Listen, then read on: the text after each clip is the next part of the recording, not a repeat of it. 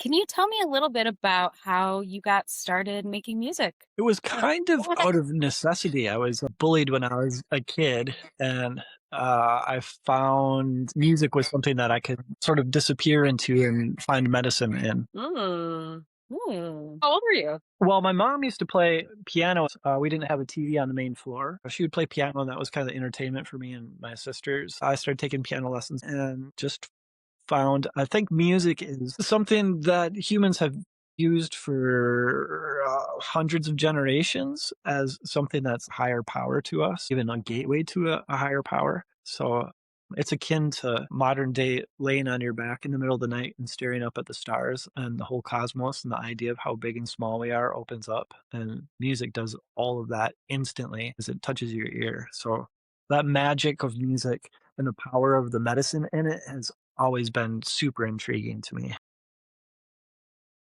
Was it a calling of sorts, or was there something that encouraged you to start playing music? There just wasn't really any heart medicine that was as powerful as music. I know there's a lot of people out there that there's a reason there's so many breakup songs and there's so many songs that follow the emotional curve, and it's because we as humans need someone to take our hand when we're struggling, and sometimes just popping on a good song can dig you out of a pretty deep hole. Are there any obstacles you're currently facing or have faced being an artist? What Being a question. as an artist or Yeah. I think like the entire morphing of the music industry is something that an artist has to figure out how to be flexible and follow with. It's changing exponentially.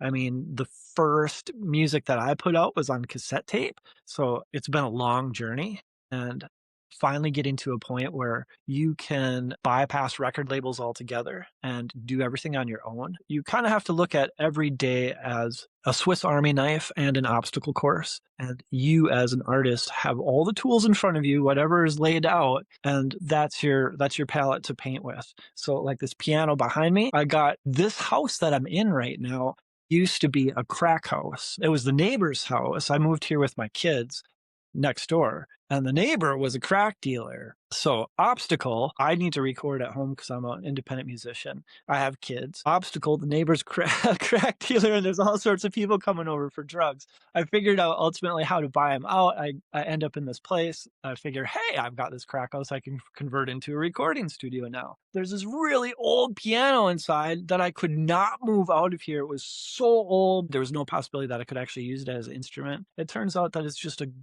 gorgeous antique of an instrument. An obstacle becomes a blessing. Crack house becomes a recording studio. Old clunker of a piano, when tuned up and modified in interesting ways, becomes a really interesting paintbrush for making music. So, as an artist, every obstacle needs to be seen as another paintbrush and not something that's in your way. That's stunning. This piano behind you.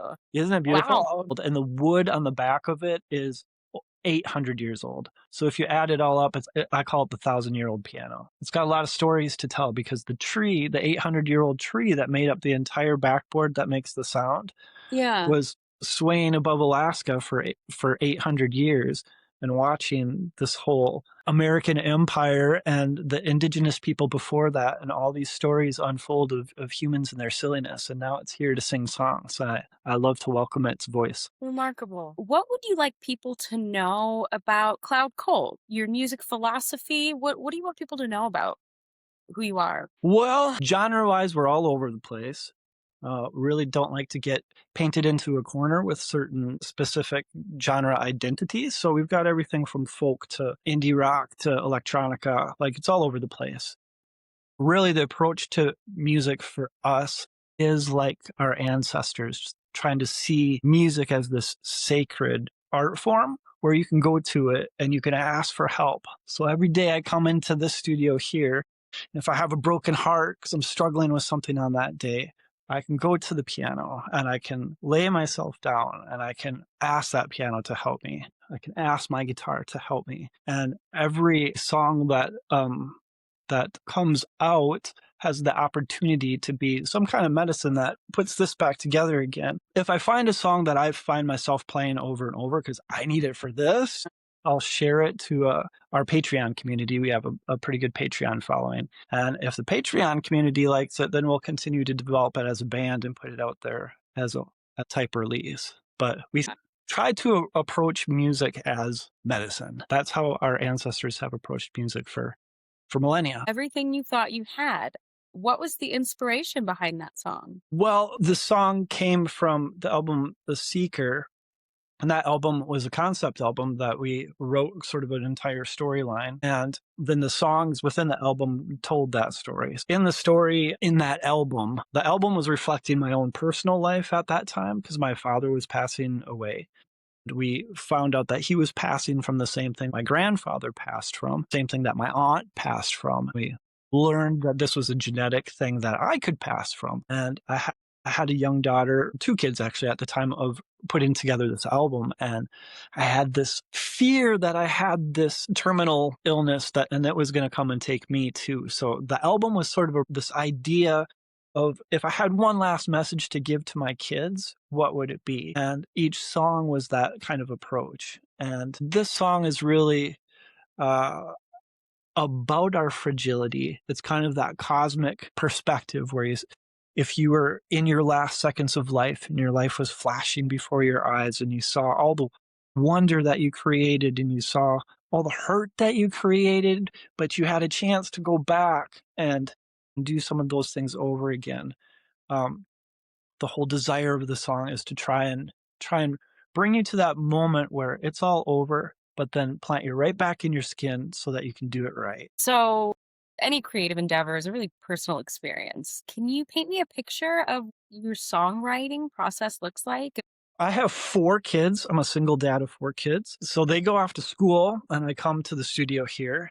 And I typically will go for a walk in the woods. I'm a very nature-oriented person and do a meditation and really try and make this disappear, this idea of Craig disappear. The more I can erase me, the more I step out of the way. I believe that all human concepts are there in the ethers and they're waiting to be born, and we just have to step out of the way and let this cosmic mystery unfold itself. And so I try and go to the woods and offer myself up as a tool. Like, how can I be of service? How can I step aside? How can I pull my ego out of the situation? So if I can walk into the studio here and have as much of this gone as possible, but as much of this here as possible, as much feeling as possible, then things just start to unfold. And I just have everything set up here. So I'm ready on the piano, I'm ready on keyboard, I'm ready on drums. I can just flop from instrument to instrument and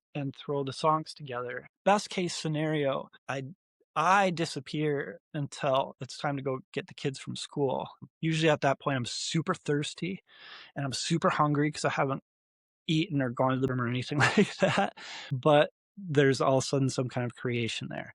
That's an ideal creative day. What's the hardest part about writing a song? Or what's the hardest part about writing everything you thought you had? Oh, it's a good question. For everything you thought you had, I think I was really trying to figure out the spot that I struggled with that. The song itself fell out pretty good all the way through up until the ending, and I didn't know how to end it. I didn't know whether to go back to a quiet place or to have it hit a wall. It was hard because it was a concept album, so every song in that album sews together. And with the way people listen to music now, it's so, they pick a song from this album and pick a song from that album. It's rare for people to listen to an album front to back, but we really very intentionally program our albums to be a front to back kind of thing. And a lot of songs are sewn together with no silence in between. So this song was sewn directly into the whole storyline that was going on there.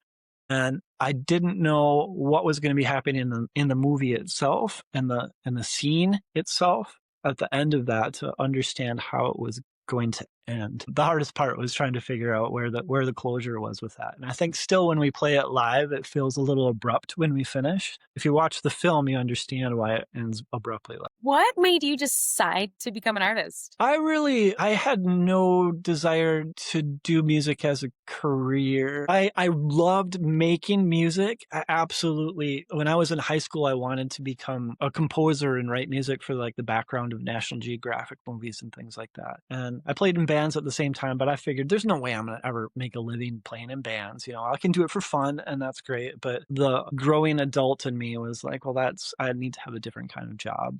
And I've always had this, I was raised with the idea that our time here is precious. And whatever we do for full-time work for our chosen careers, we should try to choose something where we feel like we're doing something positive. So that when we leave this planet, when we have our last few breaths, we can look back and we can say, the planet was hopefully better off to have me here. You know, and if you're going to spend 40 hours a week doing something, hopefully it's something that you can believe in, whatever the pay is, whatever the situation is. And I've been had a very strong environmental side my whole life. So I figured the best thing I could do for an occupation to do good for this world would be to go into environmental work. So that's actually what I went to college for, was doing music on the side. And music was always something that I had to do for my own personal medicine, but I wasn't doing it to try and make a buck or anything like that. And the Cloud Cult stuff started taking off, and I really wasn't anticipating it. And it's been a gradual growth over quite a period of time, but I've been able to do music now full time for, I don't know, the last 20 years. Just really, really, really lucky. And I feel like to honor the blessing of the opportunity of being able to do this for a living is that I have to try and make music that will do good things. Like they're my kids, you know, I'm gonna give birth to a song and I'm gonna put it out in the world. I'm gonna hope each one of those kids goes out and does some kind of good work, even if it's just like grabbing somebody's ear and giving them a hug, you know, just something that is positive out there. Oh, that's so beautiful. What's your favorite part? Is it writing, producing, performing? And what's your favorite part about that? My favorite part of music really gets down to the spiritual aspect. Feel like we humans get to be way too self-focused and too caught up in who we are, this mask of Craig, this mask of Lydia, these individual entities. And I've always been really drawn to the idea of egolessness, having this Mm. part of me disappear. So the first magic that happened with me was in high school orchestra, where we were playing a song and I just disappeared. I was just gone. And I know you have listeners that are drawn to your station because music has that effect, can take you out of your skin. So my favorite thing as a musician is when I'm in this studio and I disappear and it's all just the music, or when I'm on stage and I disappear and it's all just the music. It's a prayer or a meditation, a state of mind that I can't reach any other way than through music personally. And that's intertwining in the writing, the producing, and the performing, and all of the aspects. Mm. That spiritual part. Any advice for creatives out there who are questioning the path of an artist? Maybe something you learned that's helped you through really tough times. I think it all comes down to your passion. You have to fall in love with your art first and foremost, above and beyond anything else. Like everything else has to go to the side. As an artist, you have to know how to do business and marketing and all the things that you don't want to do.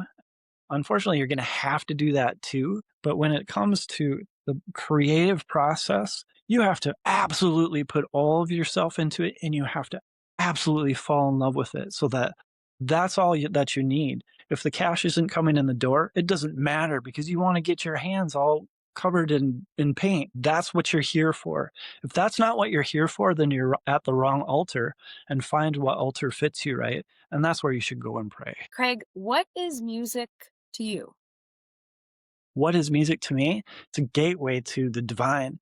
It's yeah, it's there we have a certain number of senses that allow us to view this reality, this universe, this cosmos that we live in. Music is a talisman. It takes pulls the curtains away and you can feel something so much bigger. And that's why our ancestors would gather around the fire and they would play music and they would dance under the stars and they would feel their deceased gathering around them. They'd feel the ghosts all dancing around them because it opens the doorway. Craig, what's your favorite sound? My favorite sound would either be spring peepers, that's baby frogs. I love crickets. I love the sound of running water outside. In fact, the last album that I did was recorded next to a creek. So during most of the songs, if there's quiet moments, you can hear the creek flowing by in the background. And there's something really magical about, when you hear a really high pitched sound in your ear and nobody else is hearing it, there's just a high pitch. Yeah. That pitch, I try and figure out how to make in the music. In fact, in the Secret album where this Everything You Thought You Had is from, there's a moment in that album where if you listen carefully, you'll hear that pitch pop in. And I try and plant it in the music in spots where you are having a divine moment, where that doorway is supposed to be as open as it possibly can. Kind of like in life, for me at least, oftentimes that high pitch comes in when there's something I'm supposed to be paying attention to. I Hmm. don't know. That pitch is alluring.